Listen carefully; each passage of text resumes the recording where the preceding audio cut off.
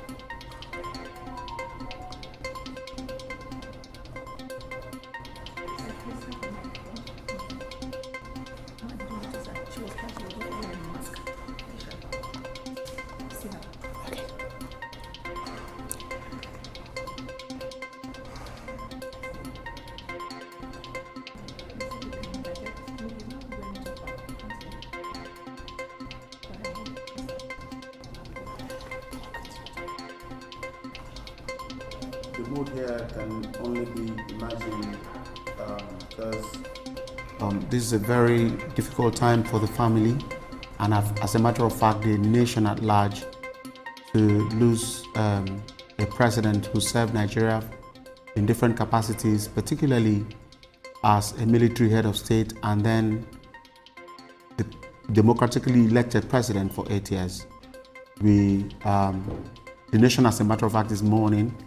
Dignitaries there, military personnel, the family, political leaders, everybody are right now looking out and looking forward to what happens next when the body of the former president would emerge from the aircraft and be received by President Bola Tinubu, who had said that he will personally be in Katsina to receive the body. And right now, President Bola Tinubu is at the Muhammadu Daura airport in Katsina, and any moment from now we will see that happen. The body come, and right there in the pictures we're seeing a lot of ladies in black, suggesting most likely that the wife of the former president, Aisha Buhari, is there, and the wife of President Bola Tinubu, that is Senator Oluremi Tinubu, also there, she had arrived much earlier, even before her husband came in. She had been there to ensure that everything is in place and in proper condition. Military personnel lined up. This is a state funeral. It's not just any funeral like, others. It's a state funeral. Some time ago in 2010, Nigeria had something similar to this when President Muhammadu died. Yeah, it's not exactly the same because Muhammadu was still in power, but this is something similar to that, and the mood across the country, the length and breadth of the country is quite somber and calm, praying and wishing that Nigeria will not be faced by such calamity anytime soon.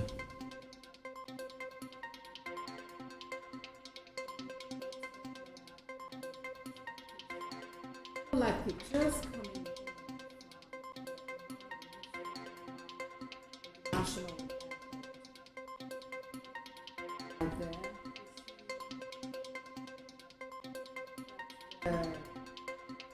the widow of the former president Muhammadu Buhari, that's Aisha Buhari, being consoled by people around. We see the First Lady, Senator Oluremi Tinubu, beside her there. It does appear security personnel are trying to get everyone to be orderly, trying to tell them where to be, even as we expect the body to be received by President Bola Tinubu, who is already there at the airport waiting to receive the body. Our correspondent Femi Akonde earlier gave us an insight to what manner of challenge the security personnel will have today at the airport there, considering considering several factors. Number one, the popularity of the man being expected to be buried today, and the caliber of dignitaries that are presently at the airport, Femi said that, trying to quote him now, or paraphrase what he said, that if security checks are not properly put in place, the aircraft bearing the body might not even find a space to land. And that's what it is now. Okay, so Femi Akonde, I know you are still there. I just paraphrased what you said earlier. Maybe you take it up from here now to bring us up to speed as someone who had been around the functions of the presidency and has been in the advanced party of government several times. You understand what happens in situations like this. Over to you, Femi. Thank you, Zona. Well, indeed, what we're seeing now is, just trying to cross the T's and dot all the I's before the body of former President Muhammadu Buhari is brought out of the aircraft and, taken in an ambulance straight to Daura, where the body will then be interred. But before interment, there will be according to Islamic rites, there will be the Salat of Al-Janaza. The Salat of Al-Janaza prayers will be performed for the deceased by his family members, close associates, and of course Muslims, because former President Muhammadu Buhari is a Muslim and he will be buried according to Islamic rites. But we also saw earlier when our correspondent in Daura, Lupe, reported activities from the residence or the home of former President Muhammadu Buhari there in Daura, where the grave has already been dug, the grave where his body will be lowered after all Islamic rites have been performed. We expect President Bola Tinubu to be at that ceremony, Vice President Kashim Shettima, top government officials. Well, for Aisha Buhari and some others, they will be indoors. They will not be able to go close to the gravesite when that is being done, when the lowering of the body is being done at the home of the former president in Daura. But we expect his son Yusuf Buhari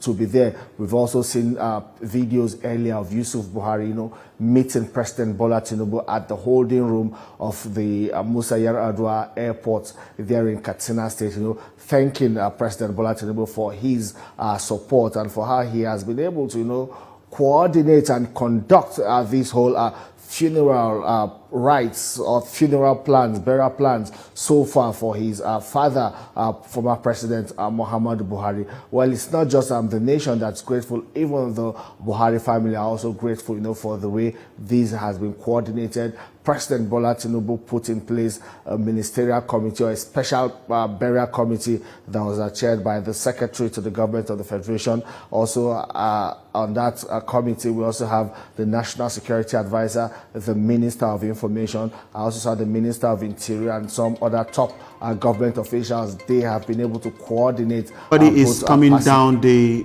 aircraft now. From the pictures we are seeing, the body covered with the Nigerian flag is being brought down from the aircraft.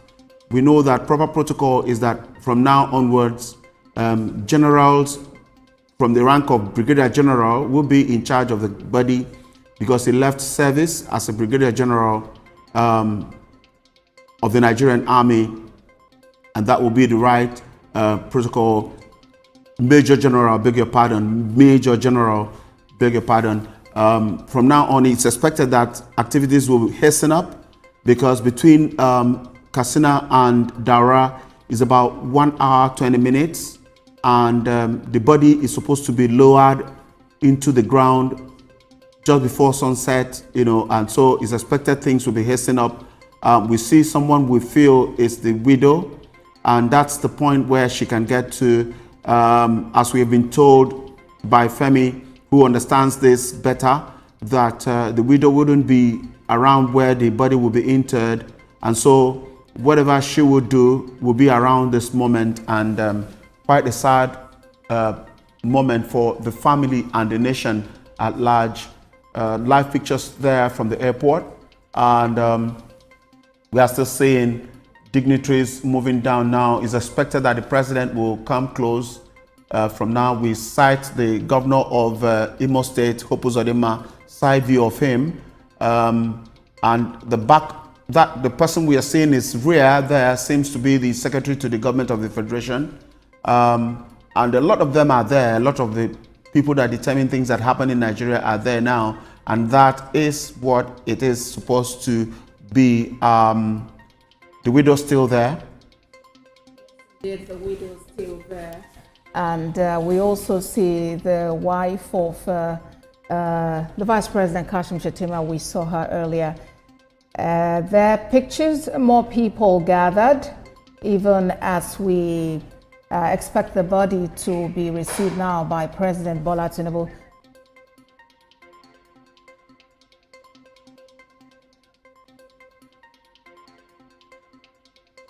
All right, let's now bring in Femi Akonde. Femi, earlier you were talking about how this would go. You spoke about the fact that the widow of the former president would not be allowed at where the interment would take place. Talk to us more about that. Well, for some people, according to Islamic rights, the widows or women are not allowed, particularly allowed to become close to where these interments will take place. But of course, she will be allowed to pay her last respect to her husband before other close family associates will then take over from there and take the body for interment. But she'll be allowed to properly grieve her husband, pay her last respect, and it's when she's satisfied that indeed then the body can be taken for interment. That is when that body will be taken from her for interment. But she will be part of the whole process, and she would also have a say in how the whole activity is conducted, and she will also be able to significantly influence the outcome. But it's a sad one for the family, not just for Nigerians. We can see on screen, we saw earlier, his daughters, we saw Zara, we saw his other daughters, Fatima, they're all grieving, they're all sobbing. To them, former President Muhammadu Buhari was indeed a dear father, a loving father. It means it's a personal loss for them. And if you've suffered loss of someone very close to you, you will understand what it means. So this is a very difficult time for the family of former President Muhammadu Buhari. But we believe that with all of the condolences and well wishes coming in from Nigerians, well, that might bring that soothing relief for them, and hopefully with time they will then be able to at least accept these as the will of God, as they say in Islam, inna lillahi wa inna ilaihi rajiun. So I believe that with time they would also be able to accept it as the will of God, and then move on. But it's really a mourning period for Nigerians and for the family of former President Muhammadu Buhari.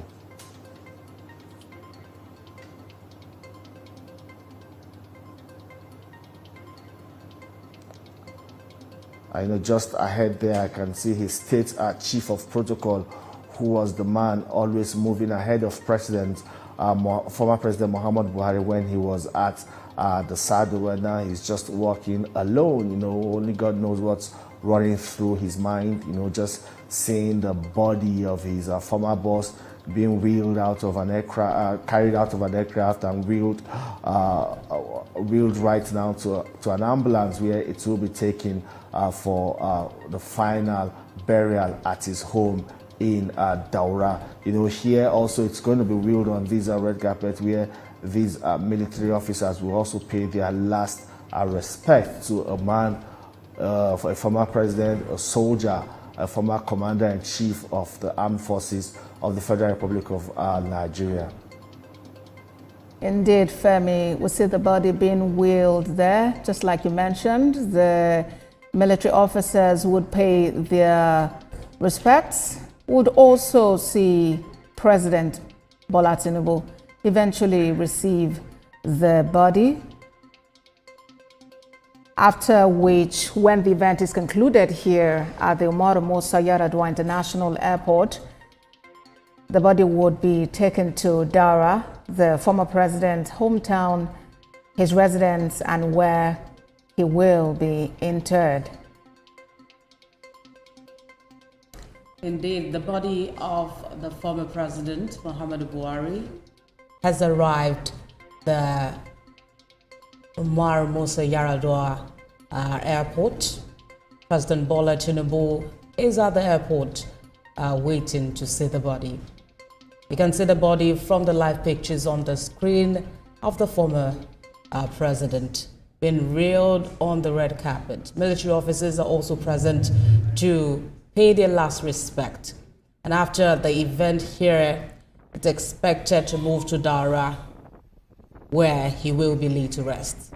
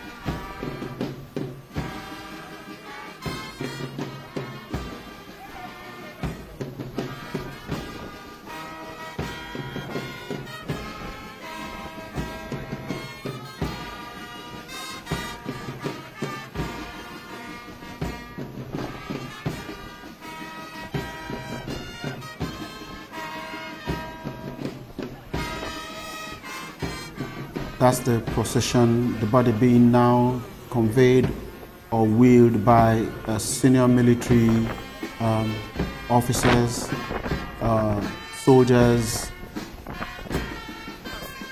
the Navy, the Air Force, the Army, the Navy, the Air Force, all of them there, obviously and certainly within the rank of Major General, which is the rank at which the former president left service.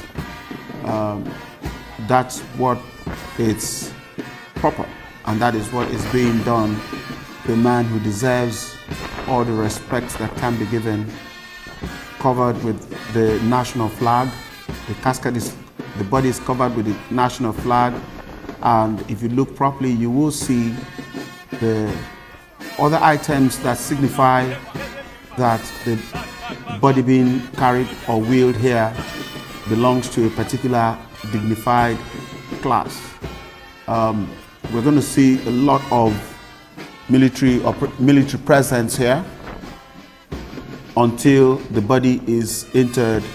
I said earlier that the distance between Katsina and Daura is about 1 hour 20 minutes, and so it's going to be quite a drive once the airport ceremony ends between Katsina and Daura, where the interment will take place.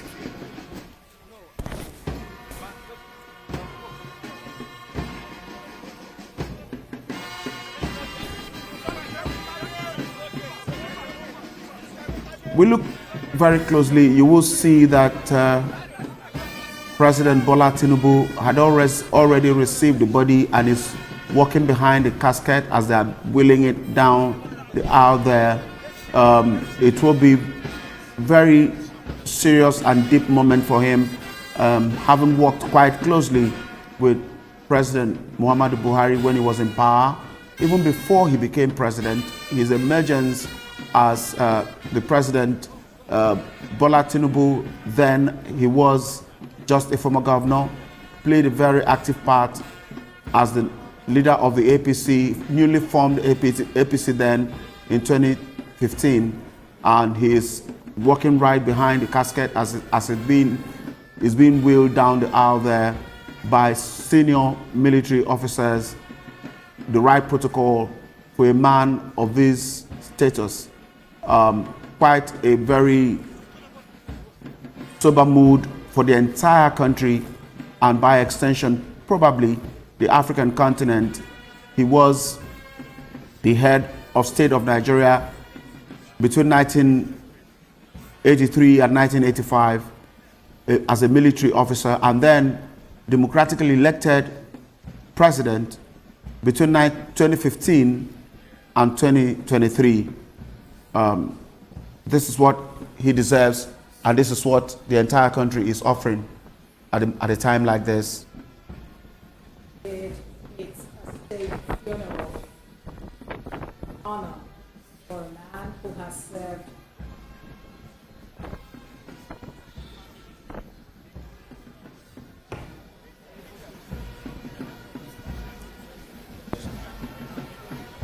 Right, indeed, Uzon, we see what is going on here. Dignitaries from far and wide gathered to honor the man, Muhammadu Buhari, whose body is now getting ready to be transported to Daura, his final resting place. This speaks of service to humanity, service to the nation.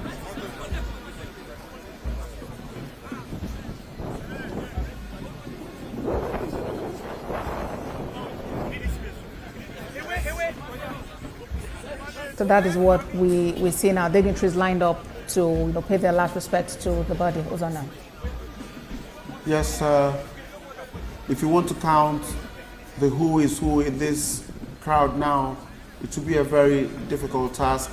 We see 7 governors, 7 senators, 7 House of Rep members, past governors, past office holders. They are all here. I cited a while ago Professor Yemi Osinbajo, who was vice president when Muhammadu Buhari was president. He is in the crowd, and this is not a time for any single individual to take the pride of place, because every attention is on the man who served Nigeria in various capacities and now about to embark on the last journey on earth.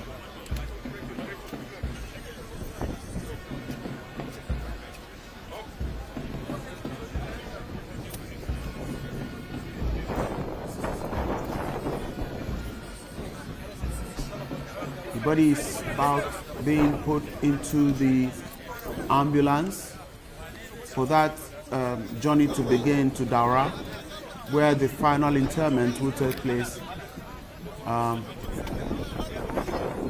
We see military officers carrying out that function. We know that that is what it will be for a man of this status.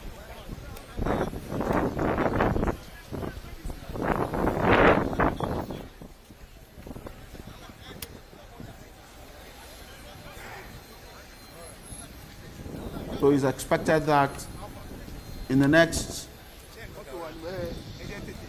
hour, 20 minutes, the body will be arriving in Daura as soon as they set out. We still have our correspondents in Daura waiting to join us shortly as soon as the airport ceremony is over. We have also Femi Akonde, who had covered the presidency and still covering the presidency up to this moment, who understands what it means for the president of a nation to depart a few years after leaving office, and who understands also the protocol of how this kind of activity or function will be covered. He was there in 2010 when the former president, Muhammau Yar'Adua, died. So he understands this quite well. He will be joining us any moment from now. But right now, all attention is at the ambulance that the boot, the trunk is being closed. We saw the different service chiefs also escorting the remains to the ambulance, with the president and the vice president being part of that first group. And of course, we saw governors and ministers lining, the path that the remains were being conveyed through to pay their last respects. But of course, this is not all.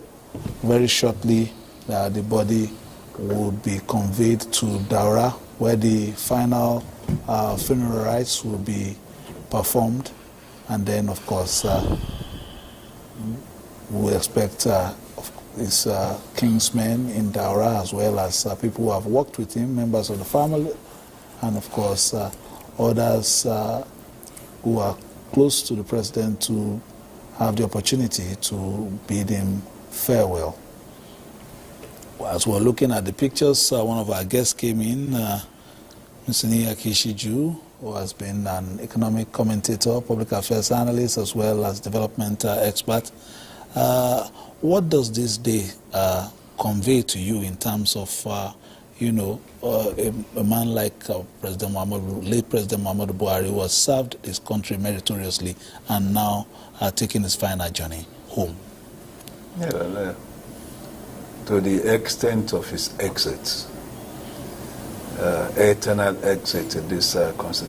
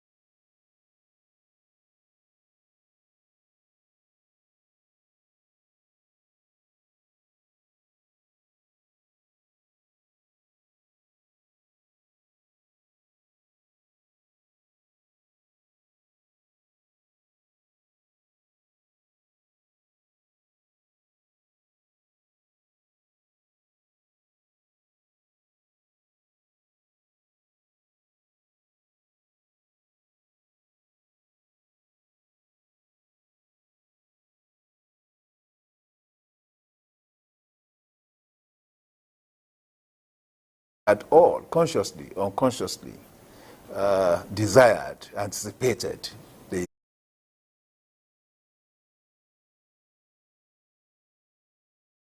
could do this together and get the nation liberated from the people that are holding us to ransom. If that was what he did at that point. But you also need to note, at the point of alliance in 2013 to the point where they were in government in 2015, how much of AMPP, for instance, will you see in the selection of the team? The new PDP came and possibly took the shine of ANPP. So the plan they left the home with in 2013 was not where they were when they got to power in 2015. I think that, and then to now build on that, you will see that even the wife at some point said, when we were campaigning, we knew the people we saw. Right. Now we are in office. I'm seeing a lot of what? Strange faces. But some of those faces were imposed on the system. let me stop you right there. System. If the wife could identify that, why did the person who had the authority not identify that and do something about it? But let's not belabor this. Now, let's go to the point that you made when you said he had learnt from his previous intervention as Ministry of State. He had grown from scuttling or stopping programs that were on to ensuring continuity. The same President Buhari regime of the 8 years did not continue with the Almajiri schools. And one would have thought that that was one critical project that could have set a whole lot of northern students, northern children particularly, on the path of education and, of course, I mean, based on that, liberty. Yet it was not sustained. So I think that there's some disconnect in that area, whether you admit it or not. No, when you go back to the concept of the Almajiri school, yes, let's face it. Yes. Was it, now we need to know when things are done, right, for the purpose of actually doing it. And when it is done for the optics, for some people to line their pocket, would you say, and for some people would you to say for a moment that Almajiri scheme was for the optics? Where is the budget in the federal government for the school? Where was the agency or the department or the unit that was meant to do monitoring, evaluation, and continuity? It was we saw the Minister of State all over the place. Minister of State Education at that time was Wike. Yes. And we saw him. We saw physical facilities. We saw libraries being stopped. Done by who? Done by the who? federal or by the state? For what purpose? Today we are no. Are they all completed? I think we shouldn't get to this point. No. You see, you can't advocate to me a project where there is no blueprint, where there is no template, right? I would rather have to possibly start afresh. How were the governors of the state, if they were supposed to be primary schools, how do you engage the the universal basic education? How were they carried along? Who was the owner of the budget?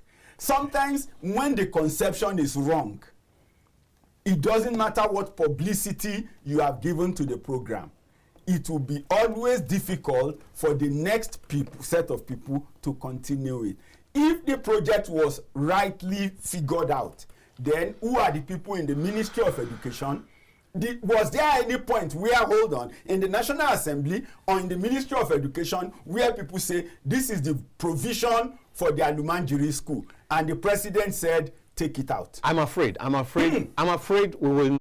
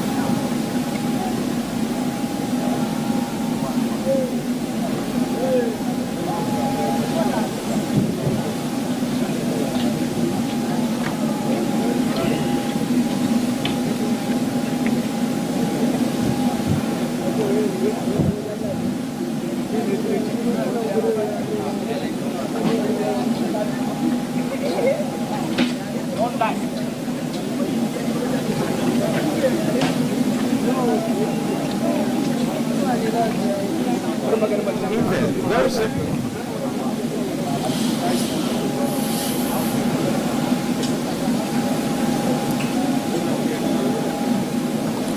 All right, some military. 293-365.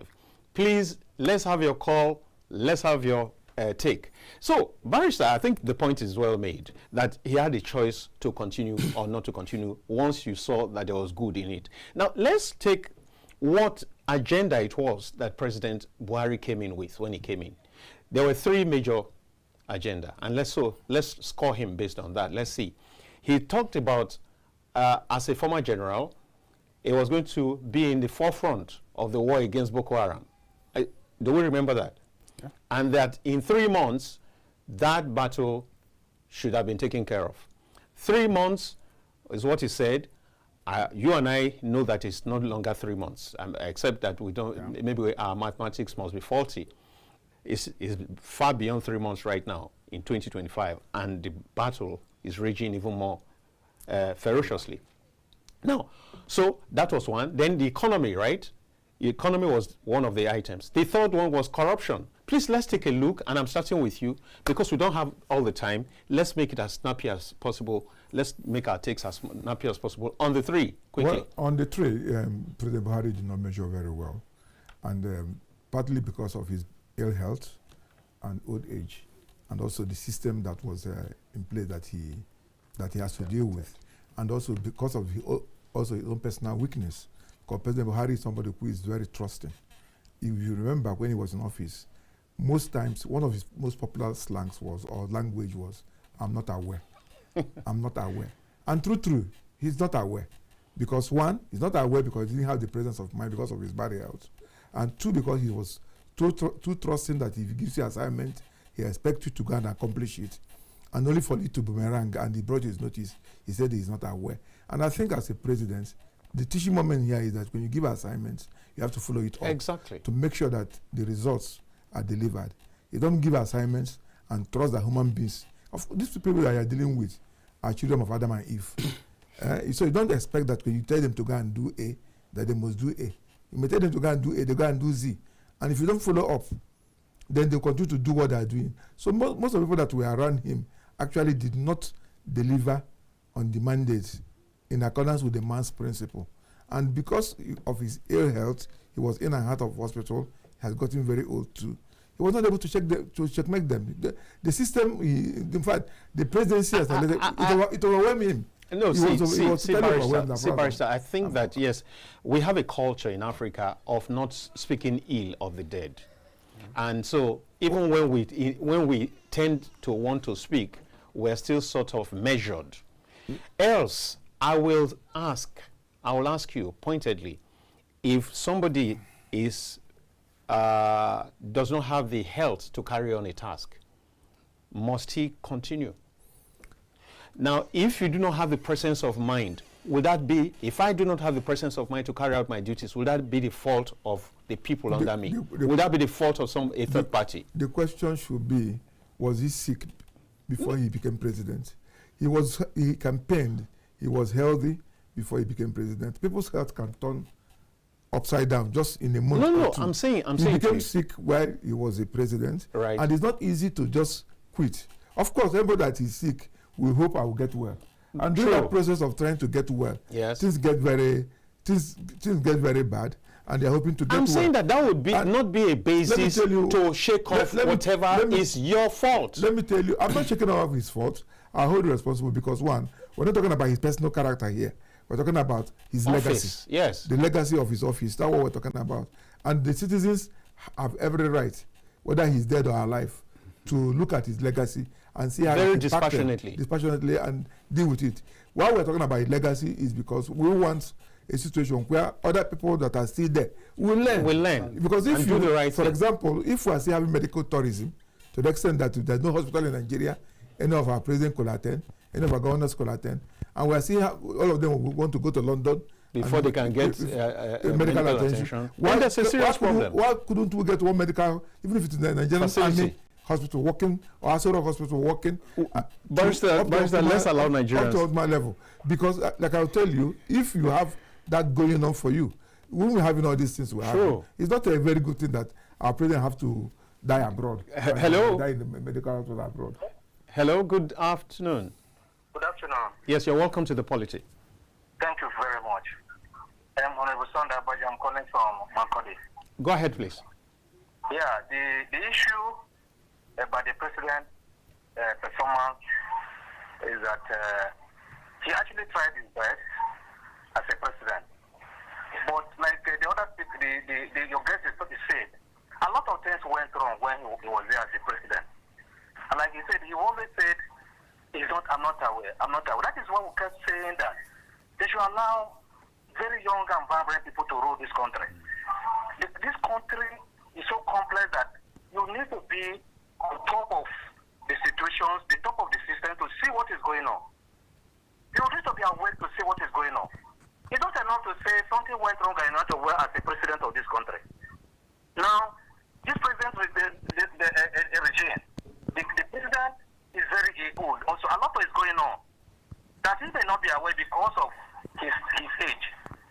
And when he's out of the government, you see a lot of things coming out that is not supposed to be.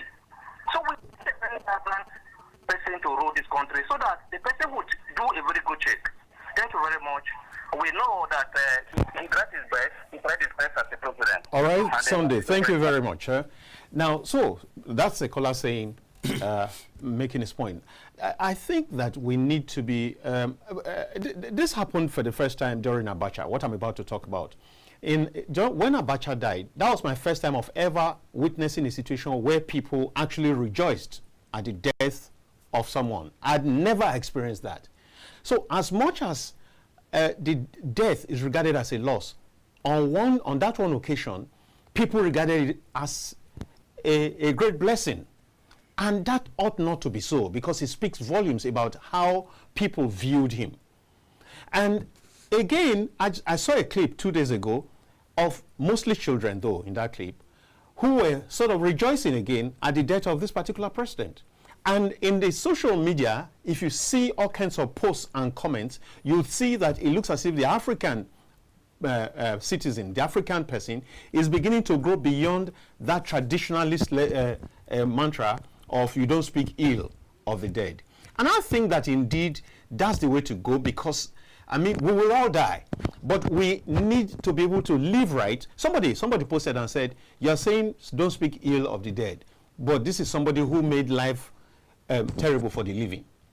So I think that the whole essence, we're not here to castigate anybody, but we're saying that as much as possible, let's leave the right legacies. You were talking about legacy just now. Let's leave the right legacies so that society after us can be better than where we met it. A situation where, for example, we didn't see anything general about the handling of the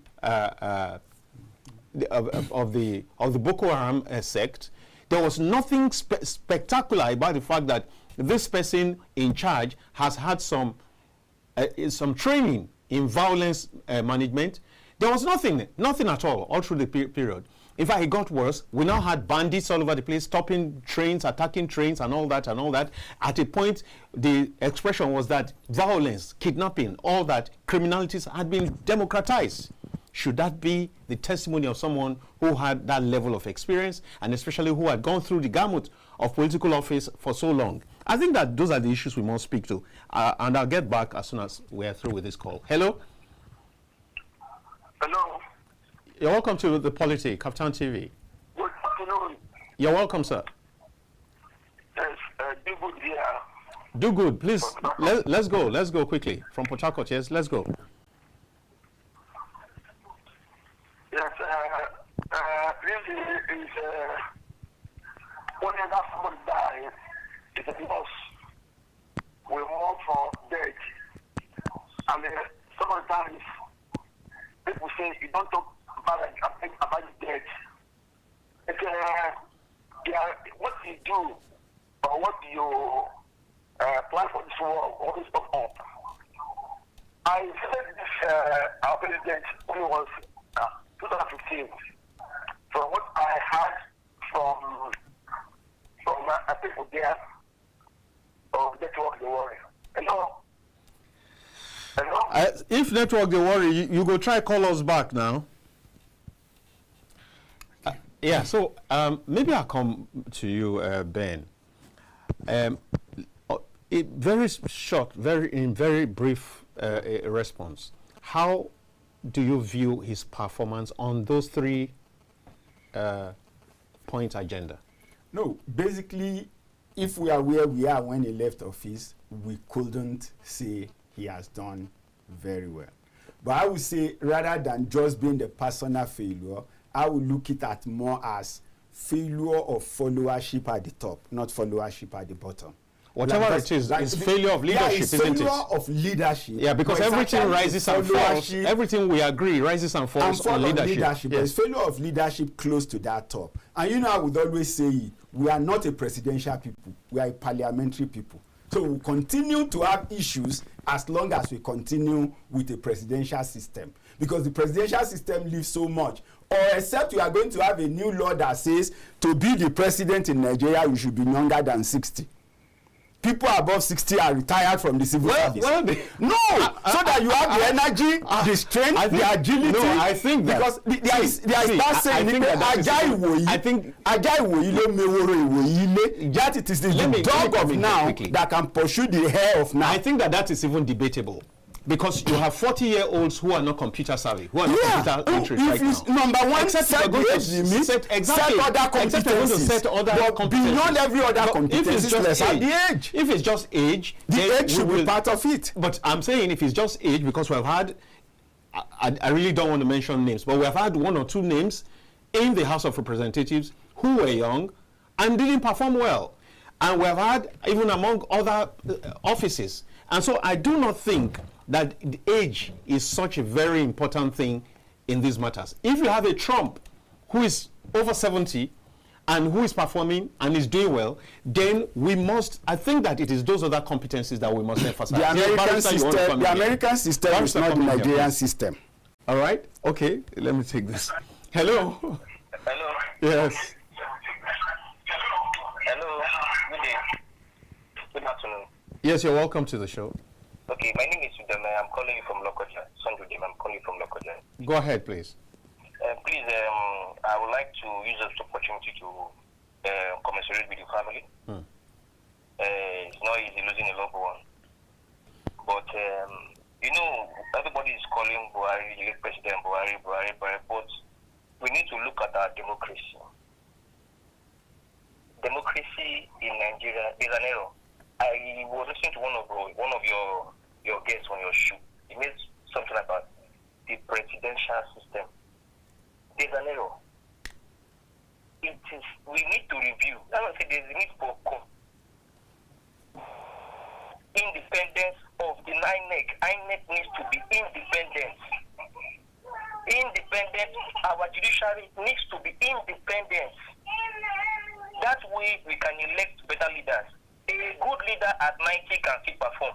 That's it. A leader at 20 can still perform. Now, do you? Because we don't have all the time, do you have any? Do you have 1 or 2 ideas about how these bodies can be, these institutions can be independent, like you have suggested? It depends on.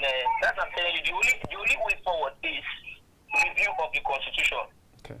If our constitution can be reviewed, that way it can be stipulated. Everybody knows each for our own areas and the fines and the consequences when you earn. That is the way forward. All right. The consequences like corruption, do it in a way like as we did it in China. When you are corrupt, it is direct execution. Everybody knows. You go to the constitution, something to so and so and so and so. It has been proven that you have been so and so and so, and your sentence is like this. Now, everybody will see. All right, let's leave it here. Let's leave it here. Thank you. Now, talking about what he has just referred to in China, when you do any corruption, you get killed and all that. You recall that this same former president, while he was military head of state, people who fall foul of the law in drug matters were killed. But he produced an outrage in Nigeria. People said, "Oh, why would you do that?" So again, I think that we as a people also have to be ready for change, the kind of change that... the problem with what happened when he was a military leader wasn't the fact that drug dealers were actually killed. It was based on the fact that the law was made retroactive. Was also retroactive, yeah. Yes, so because you don't make a law that is retroactive, you make a law so that people going forward will understand the consequence of breaking that very law. So that was what was wrong with that. And coming to INEC being independent, what is the name of INEC? Exactly. Independent National Electoral Commission. INEC is only institution in Nigerian Constitution that is giving the word independent. They have been granted their independence. They have their budget sources direct from the National Assembly appropriation. But INEC have refused to be independent because of the peculiarity of Nigeria. The judiciary have their own financial autonomy granted to them. But they decided because of their own greed and corruption and Nigerian peculiarity to be in the pocket of the executive. Because these are people who have been given autonomy and independence, yet they refuse to be independent. They are like state houses or assemblies that cannot even vote for their own autonomy. When you give them opportunity to decide on your autonomy, they are too afraid, too scared to even vote on their own autonomy, which is very, very wrong. The constitution is not the problem. Nigerian constitution has not even been implemented by those who are supposed to run it. Because like I said, INEC is independent, but they refuse to be independent. Why will the Minister of FCT want to build INEC headquarters? Exactly. That's an election interference. That's it. Because the FCT minister is a political appointee of the ruling party. And INEC have their budget. And unsolicited, you are trying to build a headquarter for them that will involve both the cabling and the equipment that are meant to use in delivering credible elections. People think election is about going to vote. Our vote will count. The processes that will lead to that vote to count, the policies that will lead to that vote to count and lead to a credible and free election has already been interfered with and compromised. And you're telling me your vote will count. And then you go to court. The judiciary has been compromised. And the judiciary will deliver a judgment that has no precedence. And you look, in fact, judgment of the judiciary should be predictable. But you look at Nigerian courts, they say one thing today in the same case. And they say another. They say another thing. No, Barrister, quickly. I'm interested. That's a very interesting part that you just brought to bear. But I'm going to take this call and get back to you. Hello? Oh, we lost him.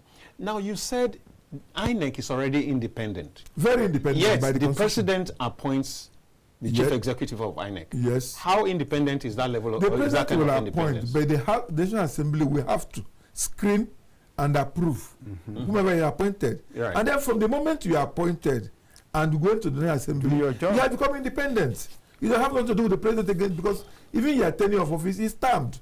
Your budget is approved by the National Assembly. What are you then doing in the pocket of a governor and the pocket of the president? No, when you say his tenure is termed, it's termed. Does it mean that the president doesn't have the prerogative to also remove it? Doesn't have. The only people that can remove the National Assembly. It doesn't recommend. And we know that the National Assembly, in many cases, has been an arm of the executive. It's not supposed to. It's not supposed to, yes. But the reality on ground is that they are a rubber stamp for whatever the executive does. They chose to be a rubber stamp. Because if they are working for the country, if they are working for the people, they should be able to know that this is where the corporation ends and this is where the checks and balances are. That's why we have the three arms of government: the executive, the legislature that make the law, and the judiciary that interprets the law. The essence of the judiciary is to check the excesses of the executives and also check the recklessness of the legislators because they cannot make law that is outside the constitution. So these are the things. But Nigeria is a case that's a lost case, if you ask me. No, because let's hope it's not lost. No, hello. Hello. Hello. Barrister, let's hope it's not lost. Hello, yeah? Yeah, good afternoon. You're welcome. Yes, good afternoon. You're welcome to the polity. Yes, I'm calling from Ibadan. And your name is what? My name is Daura Made. Dapo, let's hear you. Dapo Made is my name. I think the problem is not with who occupies the office of the president or governor. The problem is the type of constitution we are operating. See, this presidential thing is foreign to Nigeria. It is in Nigeria, presidential system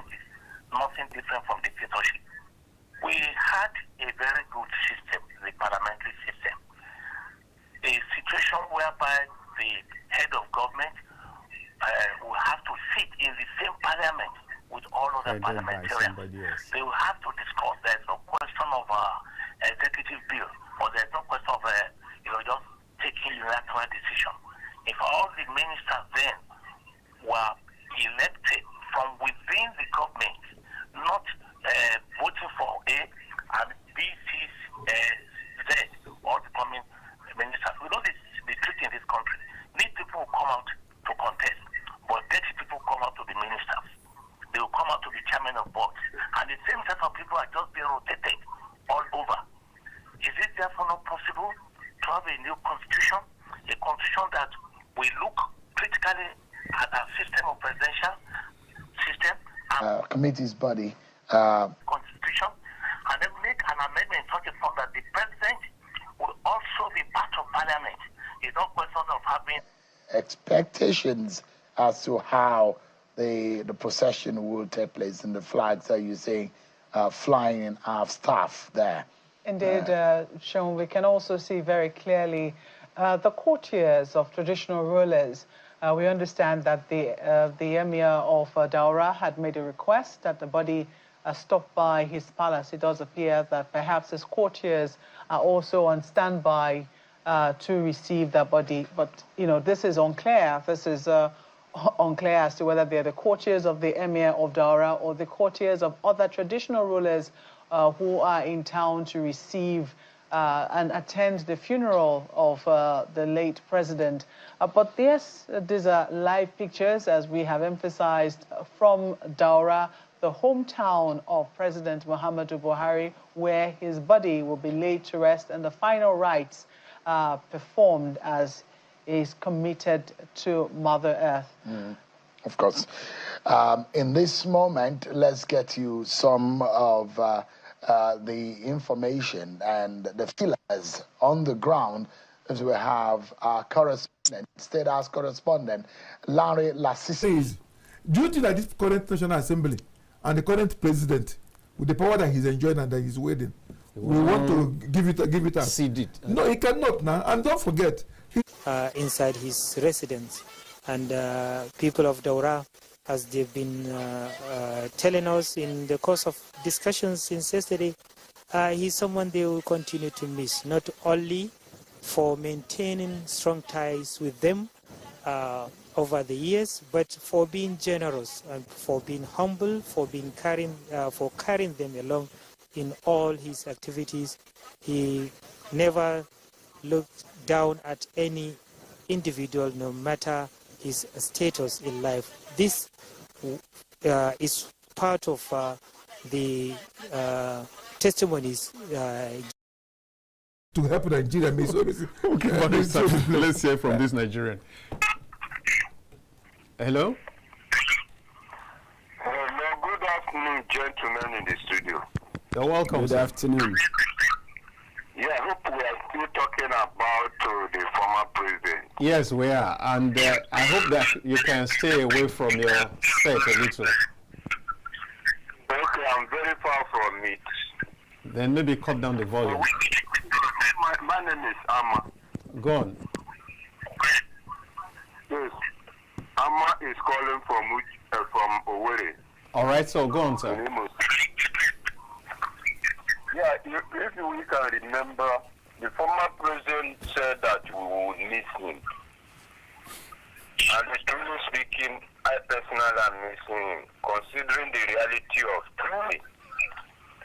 If I remember what a bag of rice used to cost there during his administration, the cost of fuel, the price of cooking gas, the value of naira to dollar, and the general cost of living, then they are comparing all these things with what is happening today.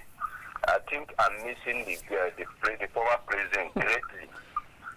And if I say something contrary to that, I'm economical with the truth.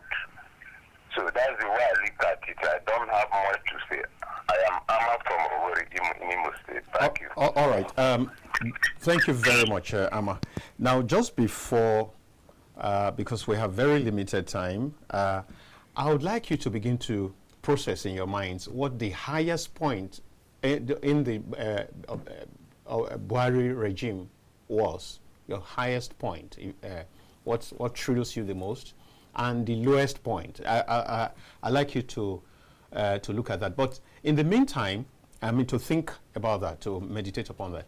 But in the meantime, there is a message circulating on social school fees and many other things, and contributed immensely through wise counsels and generous contributions to community development over the years. And they said he did more between May 29 after leaving office as president to March when he left for Daura, which they said he even left for Kaduna against his wish, because many Nigerians were asking him to return to Kaduna, maybe because of convenience in visiting him. They said when he left, before leaving, he helped a lot of people and community projects and programs. He involved himself as a normal citizen or indigent of the community, not as a national leader, a president for that matter. So they are sure that the demise of the former president will be the greatest loss to the Daura Emirate and Katsina State at large, some calling it the loss of the century. So only time will tell. The beautiful testimonies being given by the people of Daura, the way the residents of Daura have been looking and conducting themselves, the way they abandon their daily activities, including source of their livelihoods, is really telling how dear he was and he is to his people. So many dignitaries are still coming into the Daura helipad here in the GRA of the Daura town, which is very close to the residence of the late former Nigeria leader, and the funeral prayers will be conducted here and to be led by the Chief Imam of Daura, Sheikh Sofwan Yusuf, on the recommendation of the Daura Emirate and family members. But what they said, they will allow final decision for the chief mourner, the president being the national leader. They said the loss of the former president is beyond Daura. It's not only for the family and for Daura, it's a national loss. So it's for the father of the nation to decide. So members and a few VIPs, that's my understanding, they will make their way there. And I should tell you that earlier in the day, some dignitaries had already made their way in, but they had started making their way out to go to the prayer ground. So that the residents right now should be pretty much empty because are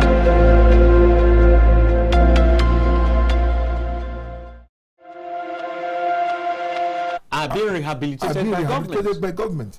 And also, as you are rehabilitating them, they are causing more problem and more sabotage in the whole arrangement. So these are fair policies. And personally, Nigeria should forgive him.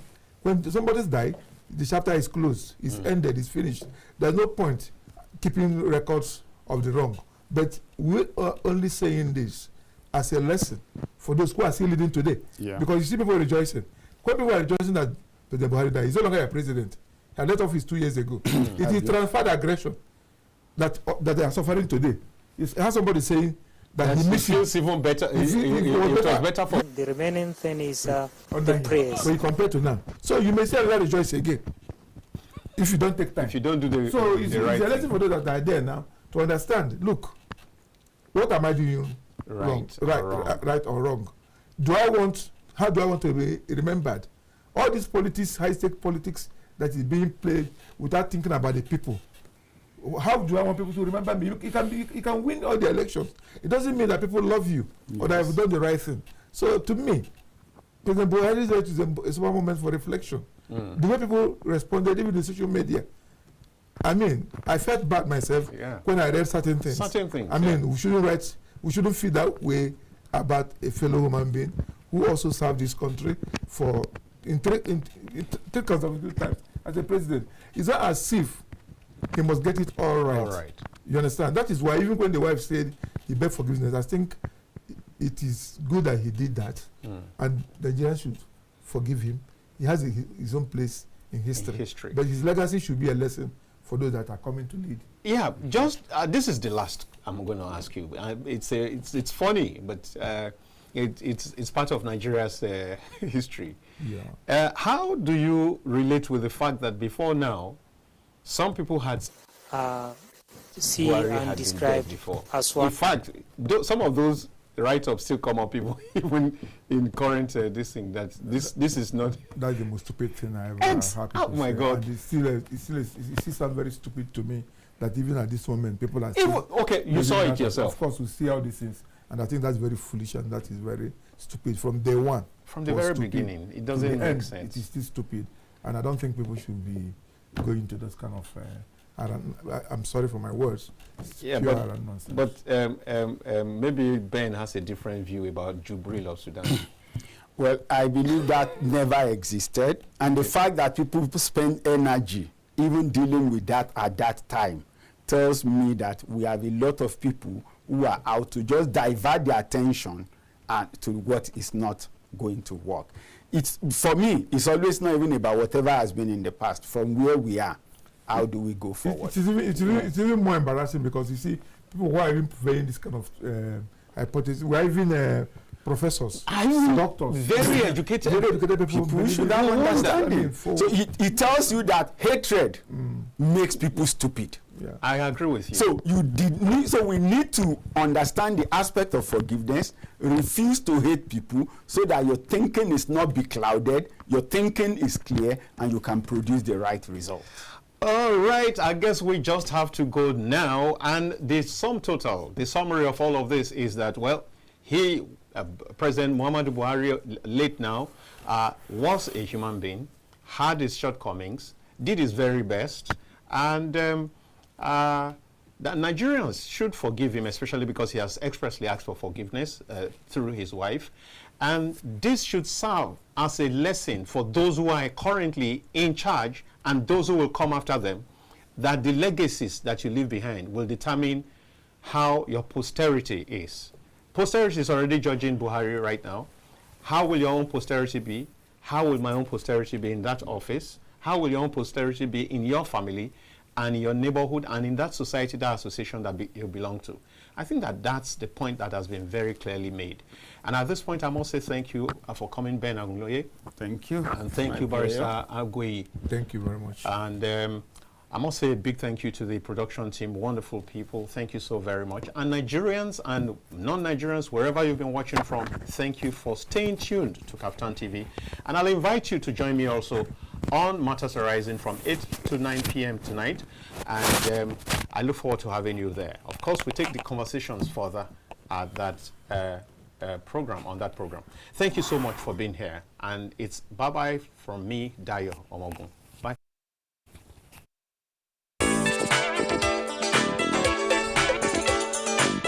Muhammadu Buhari personnel was his patriotism, his nationalism. We've had people in different offices, different areas of responsibilities. They either come short or are not exactly at par with expectations. But